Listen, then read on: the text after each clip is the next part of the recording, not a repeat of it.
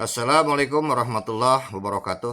Jaya, abadi, ulama dan Kiai NU dan Rungkad Dinasti Ba'alwi.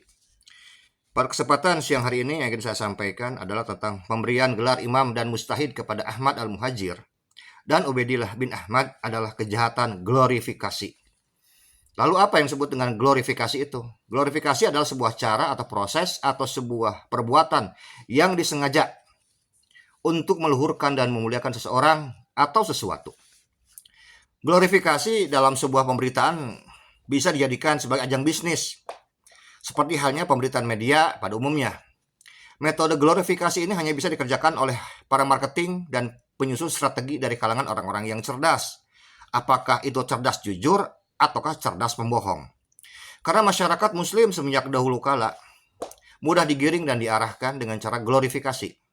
Padahal tentang memverifikasi sebuah berita telah Allah Subhanahu wa taala firmankan dalam surat Al-Hujurat ayat 6 di mana Allah telah berfirman, A'udzubillahi minasyaitonirrajim. Bismillahirrahmanirrahim. Ya ayyuhallazina amanu in ja'akum fasiqun binaba'in fatabayyanu an tusibu qauman bijahalatin fatusbihu ala ma fa'altum nadimin. Wahai orang-orang yang beriman, jika datang kepada orang fasik membawa sebuah berita, maka telitilah, maka verifikasilah kebenarannya, agar kamu tidak mencelakakan suatu kaum karena kebodohan yang akhirnya kamu menyesali perbuatanmu sendiri. Lalu ada sebuah pertanyaan. Lalu bagaimana kita bisa mengetahui orang yang membawa berita tersebut fasik? Jawabannya adalah dengan cara memverifikasi berita tersebut. Bila berita tersebut nyata kebohongannya, membawa kehancuran terhadap sebuah kaum, terhadap sebuah komunitas, maka pembawa berita tersebut Allah nyatakan sebagai fasikun. Jadi bukan kita yang menghukumi orang-orang tersebut fasik, tapi Allah langsung yang menyatakan mereka adalah sebagai orang-orang fasik. Jadi bagaimana caranya kita bisa membenarkan perkataan orang yang mengatakan lebih baik salah mencintai daripada benar dalam membenci.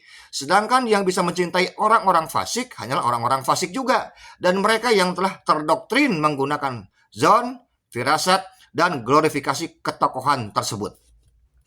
Glorifikasi itu sendiri dijadikan alat marketing dalam semua ranah, termasuk dalam ranah agama.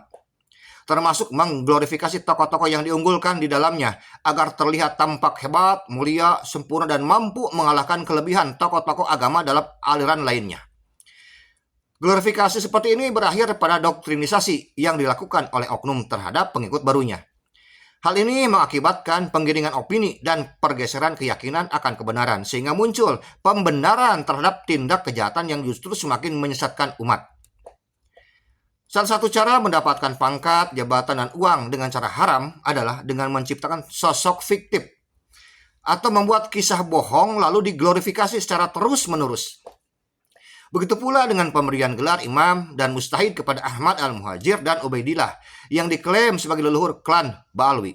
Segudang pujian dan pengagungan dialamatkan pada mereka, padahal sejujurnya dan sejatinya data-data valid dan fakta sejarah di zamannya mengatakan bahwa mereka tanpa identitas eksistensi alias tidak pernah terkonfirmasi. 2. Mereka berdua tanpa prestasi. 3. Tanpa bukti dan saksi. 4. Tanpa pernyataan dari ulama di zamannya dan ulama setelahnya.